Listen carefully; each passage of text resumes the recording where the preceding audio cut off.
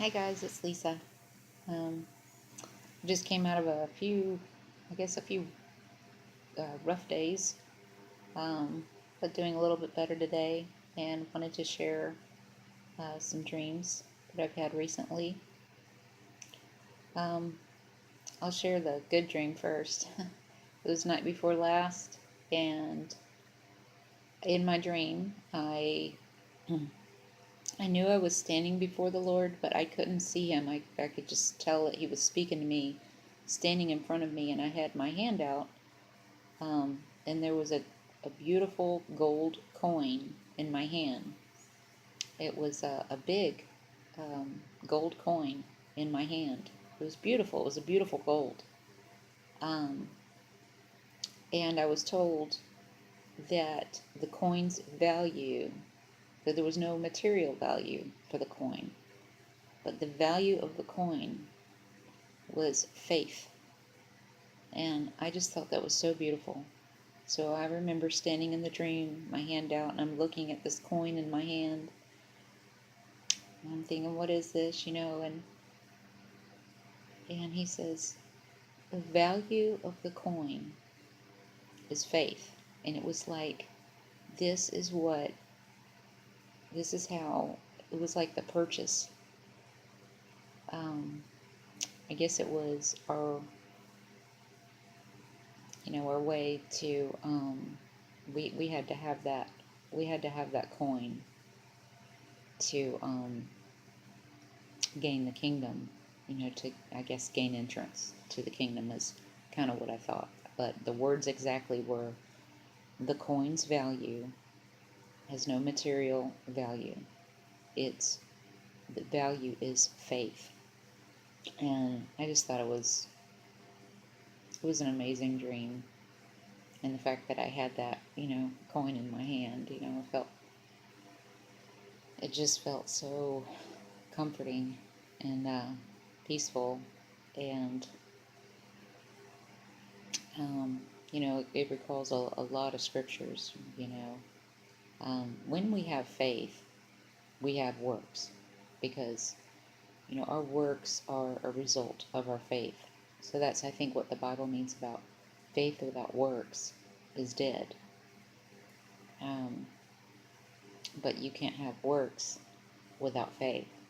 So faith is the key. Having faith and trust, believing on the name of the Lord Jesus Christ, Yeshua Mashiach, is first and foremost. But then to have faith in His purposes. And I know that as I'm struggling with Lyme's disease, the one thing that I say in my prayers is, um, if this is the cup that you have me to drink from, then I know that there's a purpose in it. And I know the Lord can heal me with His breath. I mean, with even less than, just a fleeting thought. I know that He could heal me. But in everything, there's a purpose, and we have to trust Him. So no matter what you're going through, hold on to your faith, because that is the value of everything. It's we have to have faith, and in part of us going through trials and tribulations are learning to have more faith, learning to have more trust, the road of endurance, patience, being refined in the fires, even in your sufferings. So I know a lot of you are sick and suffering, as I am. Um, we all have different struggles, um, but hold fast to what thou hast, that no man take thy crown. I think that's Revelations 3:11. Um, and I don't know if my phone doesn't record very long, because there's never enough space to do long videos. But I also had another dream on February 5th, and I saw the number 866 in a pie. I saw the number 866, but then I saw it in a pie. The pie had three pieces. The whole pie was divided into thirds.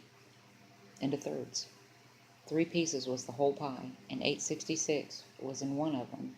Of course, 866 times 3, I've already done that, is like 2598. Yes. 2,598. And then I saw the 866 and a pie divided in thirds, and I saw a fire, and I couldn't tell how big the fire was. I had nothing to compare it to as far as size. Like I don't know if it was the size of a bonfire, or I don't know if the size of, the world. I have no idea. But when I woke up, I was praying, what did it mean? And the Father pressed it upon my heart to count the days from the dream that I had in September of 2015, which was the timeline dream. I'll never forget it. The dream in September 13, 2015 was, I saw a time clock and I heard 4 hours, 3 minutes, and 32 seconds. I've held on to that dream, not knowing exactly what it meant since then, but it's forever etched in my mind. And sure enough, I counted, and it was 866 days from the 23rd of September of 2015. So, um, and I had the dream on September 13th, so it was, I guess, 10 days less than that would have been 866. Then the next night, I asked him, "Are you confirming, you know, that dream?" Or because I was thinking about the trial dream I had too. And so the next night, I had a dream of the number 714. So I counted the days from the time clock from September of 2015 and landed on August 27th, 2017, which was the day that I had the dream about the trial coming. The day that I had a dream, said I heard the phone ringing in my dream. I heard the phone ringing, and I went and I picked up the phone and looked at the caller ID, and it said trial in capital letters. And I said, when?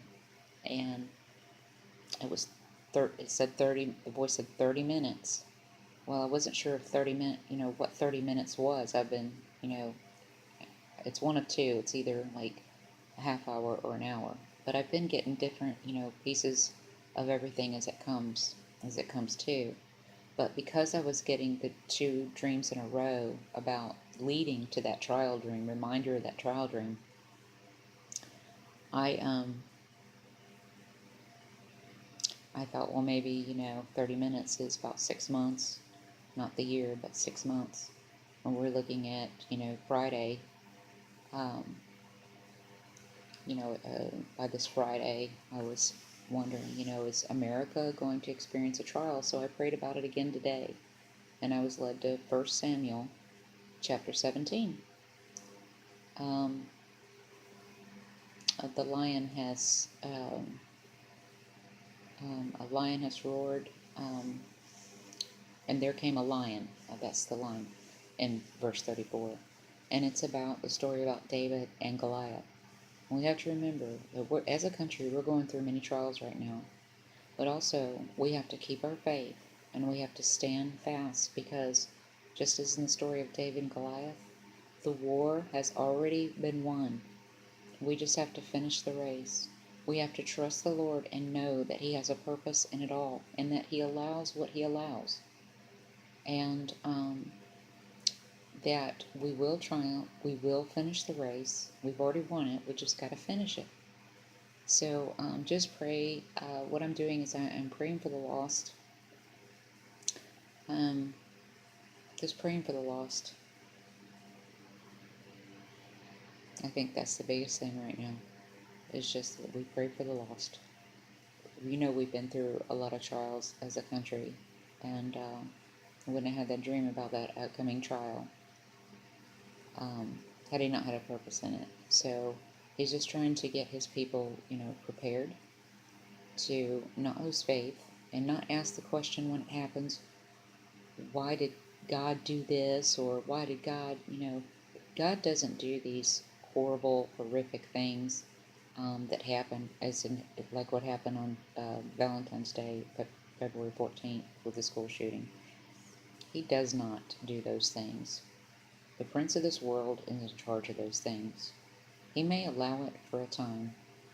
We just have to stand fast, hold fast in our faith, pray for the lost, so that they can receive Him.